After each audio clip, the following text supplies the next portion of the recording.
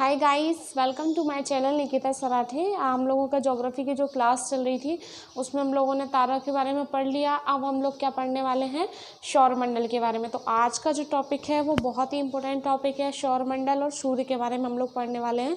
तो इसमें से क्वेश्चंस डेफिनेटली बनते ही बनते हैं और ये हमारा बहुत ही इंपॉर्टेंट टॉपिक है जिसको हम लोगों को बहुत अच्छे से और इंटरेस्ट के साथ कंप्लीट करना है। तो स्टार्ट करते हैं वीडियो को।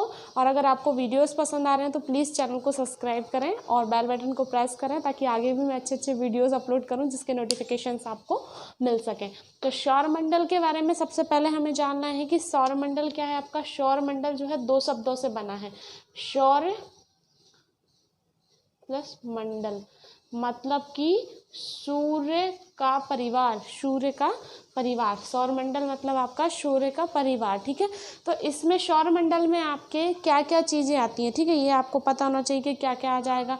तो सबसे पहले एक तारा मतलब कि सूर्य। सबसे पहले इसमें क्या आ जाएगा आपका, सूर्य। एक तारा मतलब कि सूर्य आ जाएगा, ठीक है। अब सूर्य के बाद आपका दूसरा क्या आ जाएगा, जो 8 ग्रह हैं, 8 आपके ग्रह हैं वो आ जाएंगे, ठीक है ना। तीसरे नंबर पे आपका क्या आ जाएगा, असंख्य मात्रा में क्षुद्र ग्रह जो है वो आ जाएंगे।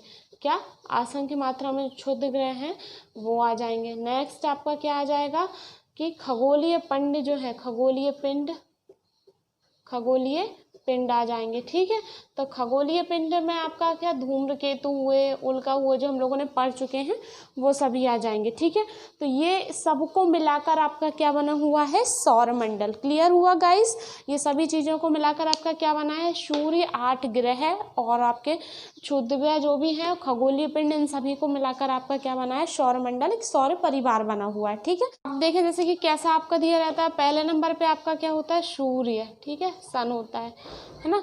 उसके बाद नेक्स्ट आपका जो ग्रह होता है वो कौन सा होता है, बुध है। ये आपको बिल्कुल सीरीज से याद होना चाहिए, ठीक है ना। फिर शुक्र, उसके बाद पृथ्वी, फिर नेक्स्ट आपका मंगल। ये 4 होगा सीरीज से आपके। उसके बाद आपका क्या आ जाएंगे, बृहस्पति, फिर शनि, फिर इसके बाद आपके 2 और बचे हैं, अरुण और वरुण। ये हो गया आपका डायग्राम, ठीक है। तो ये सभी आपके सन मतलब लाइन से आपको याद होना चाहिए, क्योंकि अगर ये भी आपसे क्रम भी पेपर में पूछा जा सकता है, ठीक है ना। बुध, शुक्र, पृथ्वी, मंगल, बृहस्पति, शनि, अरुण, वरुण, ठीक है। तो सबसे नज़दीक सूर्य का सबसे नज़दीकी तारा कौन सा है, वो ग्रह कौन सा है, तो बुध है, ठीक है ना।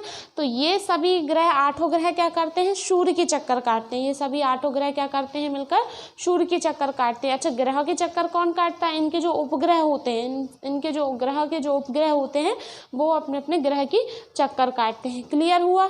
तो अब इसमें जैसे कि आपका शुक्र और अरुण, 2 ऐसे ग्रह हैं, शुक्र और अरुण, जो दोनों ग्रह हैं ये क्या करते हैं, पूरब से पश्चिम सूर्य के चक्कर काटते हैं, पूरब से पश्चिम, ठीक है। याद रखना है ये गाइस, याद रखना है, बहुत ही इंपॉर्टेंट पॉइंट है। शुक्र और अरुण जो हैं वो दोनों क्या करते हैं, पूरब से पश्चिम दिशा में सूर्य के चक्कर काटते हैं, और बाकी सभी ग्रह क्या करते हैं, पश्चिम से पूरब के चक्कर काटते हैं, ठीक है।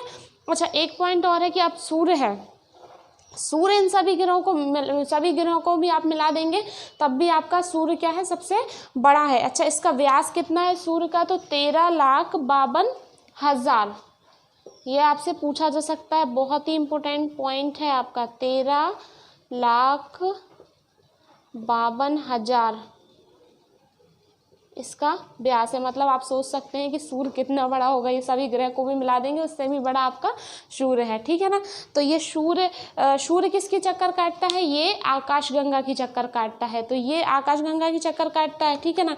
तो आकाशगंगा की जब ये चक्कर काटता है तो ये कौन सी दिशा में काटता है, पश्चिम से आपकी पूर्व दिशा में काटता है, ठीक है ना। और यह मतलब सूर्य की जो परिक्रमा करता है, एक परिक्रमा हो जाती है इसकी कंप्लीट, तो उसको क्या कहा जाता है, ब्रह्मांड वर्ष कहा जाता है, जो कि 25 25 करोड़ वर्ष में, जो 25 करोड़ वर्ष में एक परिक्रमा पूरी करता है। याद रखिएगा 25 करोड़ वर्ष में ये एक परिक्रमा पूरी करता है, जिसे कि ब्रह्मांड वर्ष यानी कोशमोयर कहा जाता है। ठीक है ना, तो ये हो गई बात। सूर्य से जो पॉइंट है वो बहुत ही इंपॉर्टेंट है, आपको सभी एक एक पॉइंट आपको याद रखने हैं गाइस। ठीक है, अब बात आती है कि भाई जैसे कि ये तो हो गया आपकी, ये बाकी सारे ग्रह क्या करते हैं, पश्चिम से पूर्व करते हैं, और शुक्र और अरुण आपके क्या करते हैं, पूरब से पश्चिम करते हैं। तो ये सभी ग्रहों के बारे में हमको एक एक पॉइंट आपको डीपली पढ़ना है। ठीक है ना। नेक्स्ट हम लोगों का एक और पॉइंट है कि जैसे अच्छा सूर्य, आपका क्वेश्चन ये उठता है सूर्य कब, मतलब कब से आया, सूर्य कितने वर्ष पुराना है। ठीक है ना, तो सूर्य जो है वो 4.5 अरब वर्ष, ये सभी पॉइंट्स आपको लाइन से नोट करते जाने हैं। 4.5 वर्ष अरब पुराना है सूर्य। ठीक है ना। सूर्य का व्यास 13,52,000 आपका किलोमीटर है, और इसका मतलब कितना पुराना है, तो कोई पूछे सूर्य कितना पुराना है तो आप क्या बताएंगे, 4.5 अरब वर्ष पूर्व। ठीक है। अच्छा एक बात और है, सूर्य के अंदर क्या है, आपको पता है कि हाइड्रोजन और हीलियम। ठीक है ना, हाइड्रोजन और हीलियम गैसेज हैं। तो हाइड्रोजन और हीलियम का जो मिक्सचर है, तो हाइड्रोजन आपका कितना है, तो 71% सूर्य में क्या है, हाइड्रोजन है। ठीक है ना। और जो हीलियम में कन्वर्ट होते हैं, हीलियम आपका कितना है, 26.5%, और 2.5% अन्य गैसें हैं उसमें। तो ये सभी का मिक्सचर आपका सूर्य का है। ठीक है ना। तो इसमें क्या है, बहुत सारी गैसें हैं। तो इसमें जो नाभिकीय संलयन की जो प्रोसेस है, नाभिकीय संलयन इसमें होता रहता है, तो उससे क्या है कि इसमें जो ऊर्जा बहुत तेज मात्रा में ऊर्जा होती है, और ये इसलिए ये तारा क्या है, चमकता है। ठीक है ना, तो ये ऊर्जा देता है हमको। अच्छा एक चीज़ और है आपकी कि इसमें ये, अच्छा सूर्य की जो रोशनी है, प्रकाश जो है, मतलब हम तक उसको पहुंचने में कितना समय लगता है, सूर्य के प्रकाश को हम तक पहुंचने में कितना समय लगता है सूर्य के प्रकाश को, तो 8 मिनट 16 सेकेंड। ये क्वेश्चन बहुत इंपॉर्टेंट है, सभी आपको याद रखने हैं। सूर्य का जो प्रकाश है वो पृथ्वी तक पहुंचने में कितना समय लगता है, 8 मिनट 16 सेकेंड। ये कुछ मेन इंपॉर्टेंट पॉइंट्स हो गए, आप लोग याद रख लीजिए कि 4.5 अरब वर्ष सूर्य हमारा पुराना है। व्यास इसका कितना है, 13,52,000। सूर्य का प्रकाश पहुंचने में कितना समय लगता है, 8 मिनट 16 सेकेंड। अच्छा जो सूर्य आकाशगंगा की जो परिक्रमा कर रहा है, तो वो कितने समय में पूरी करता है, 25 करोड़ वर्ष में। ठीक है ना, 25 करोड़ वर्ष में एक परिक्रमा करता है, जिसे हम ब्रह्मांड वर्ष कहते हैं। ठीक है, तो ये होगा हमारे कुछ इंपॉर्टेंट पॉइंट्स। ठीक है, अब हम लोग देखेंगे सूर्य की संरचना। ये कि बहुत ही इंपॉर्टेंट है, आप लोगों को देखना है ध्यान से कि सूर्य की संरचना कैसे हुई है, और सूर्य की संरचना में कितने भाग हैं, 6 भाग हैं। ठीक है, सूर्य की संरचना में कितने भाग हैं, 6 भाग हैं। तो ये 6 भाग हम लोग देख लेते हैं। पहला है आपका कौन सा, केंद्र। ओके, सूर्य का जो केंद्र है, जिसे हम कोर कहते हैं, वो आपका क्या हो जाएगा, केंद्र। दूसरा भाग कौन सा है अपना, विकिरण। ठीक है। तीसरा आपका कौन सा हो जाएगा, संवहनीय क्षेत्र।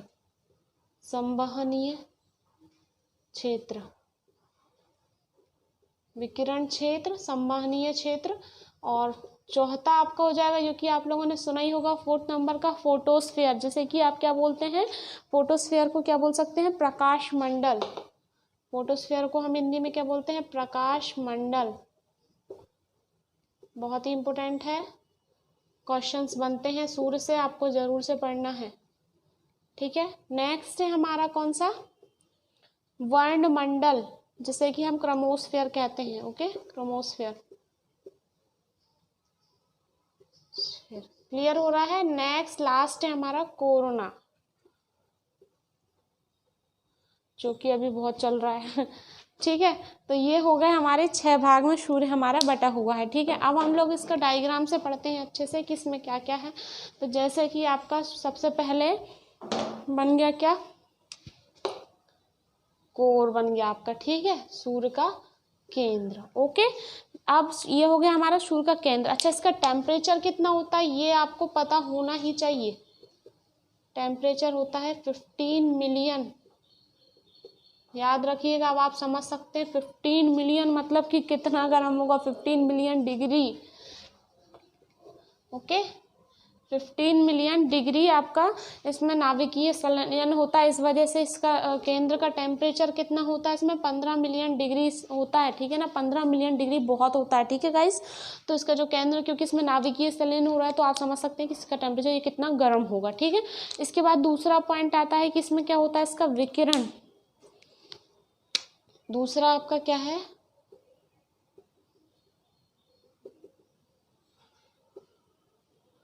क्या हो जाएगा आपका? विकिरण क्षेत्र। कौन सा हो जाएगा? विकिरण क्षेत्र।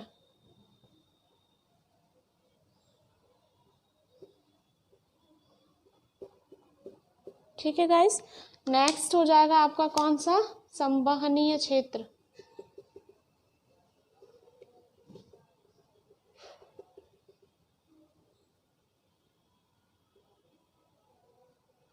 नेक्स्ट आपका कौन सा हो गया? ये आपका संवहनीय क्षेत्र। इसमें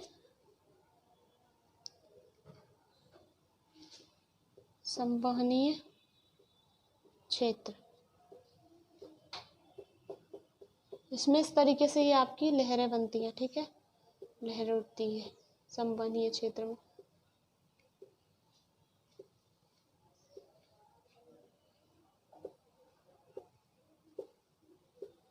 डायग्राम से इसलिए पढ़ाएं, डायग्राम से चीजें हमारे माइंड में सेट रहती है। क्षेत्र, अब संवहनीय क्षेत्र। अच्छा, ये इसके बाद आपका कौन सा आ जाएगा? सबसे इम्पोर्टेंट अब आ गया अपना फोटोस्फीयर। फोटोस्फीयर प्रकाश मंडल। ओके, ये थोड़ा सा क्या होता है? मोटा होता है। अब आप कहेंगे कितना मोटा होता है? तो मोटा आपका ये कितना होता है? इसकी मोटाई होती है, ये लिख लीजिए, 300 किलोमीटर। कितनी मोटाई होती है इसकी? 300 किलोमीटर। आप समझ सकते हैं कितना मोटा होगा ये? 300 किलोमीटर। अच्छा, अब जो बात आती है सौर कलंक। सौर कलंक, जो सौर धब्बे होते हैं वो यहीं पर बनते हैं। सौर धब्बे ये प्रकाश मंडल में, फोटोस्फीयर में ही आपके सौर धब्बे बनते हैं। ठीक है ना, जैसे कि हम सौर कलंक बोलते हैं। ठीक है ना। अच्छा, सौर कलंक जो रहते हैं, अच्छा इनमें सौर कलंक पे आपके सौर धब्बे के जो केंद्र जो रहता है इसको क्या बोलते हैं? प्रच्छाया, यानी इसको इंग्लिश में अम्ब्रिया बोलते हैं। इसमें सौर कलंक में क्या होता है? सौर कलंक में जो प्रकाश रहता है, प्रकाश है ना, मतलब इसमें प्रकाश नहीं पहुंच पाता है इस तक। सौर कलंक तक प्रकाश आपका नहीं हो पाता है, इस पर प्रकाश नहीं पाया जाता, तो इनको क्या बोलते हैं? सौर कलंक या सौर धब्बा भी आप बोल सकते हैं। ठीक है, तो धब्बा लग गया इस तरीके से। एक आपका इसके बाद है कौन सा? वर्णमंडल। वर्णमंडल, ये वर्णमंडल में क्या होता है गाइस? वर्णमंडल में आपकी जो लहरें उठती हैं, जो लहरें उठती हैं, तरंगें, उनको हम क्या बोलते हैं? ये किस में उठती है? वर्णमंडल यानी क्रोमोस्फीयर में उठती है। ठीक है ना। अच्छा, एक चीज़ और है आपकी कि इसमें इसको क्या बोलते हैं? स्पिक्यूल बोलते हैं, जिस पे जो लहरें, जो गैसों की जो लहरें उठती है ना, गैसों के जो उठते हुए प्रभाव को हम क्या बोलते हैं? स्पिक्यूल बोलते हैं। गैसों के उठते हुए प्रभाव को हम क्या बोलते हैं? स्पिक्यूल कहते हैं।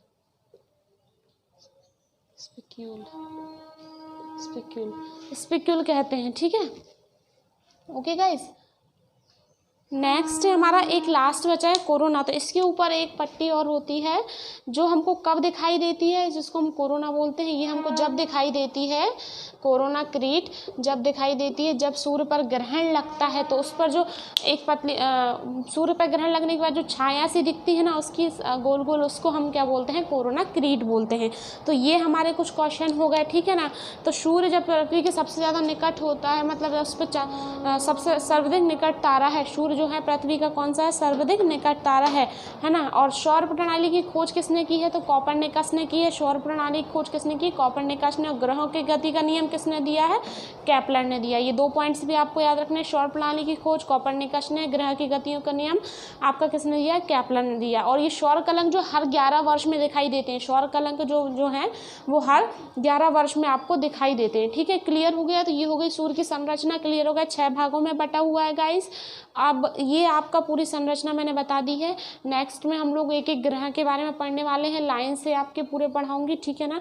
तो इसको आप जो इंपॉर्टेंट पॉइंट्स मैंने आपके बताए सूर्य के बारे में, वो आपको नोट डाउन करते जाना है। 13,52,000 किलोमीटर उसका व्यास है। 4.5 आपका क्या है? अरब वर्ष पुराना हमारा सूर्य है। 25 करोड़ वर्ष में एक परिक्रमा पूरी करता है, जिसे ब्रह्मांड वर्ष कहा जाता है। धरती पर पहुंचने में कितना समय लगता है उसको? 8 मिनट 16 सेकंड। ये 4 पॉइंट बहुत ही इंपॉर्टेंट हैं, चारों आपको याद रखने हैं। ठीक है, बाय बाय गाइज। अगर वीडियो पसंद आया तो प्लीज़ इसको लाइक एंड सब्सक्राइब करें।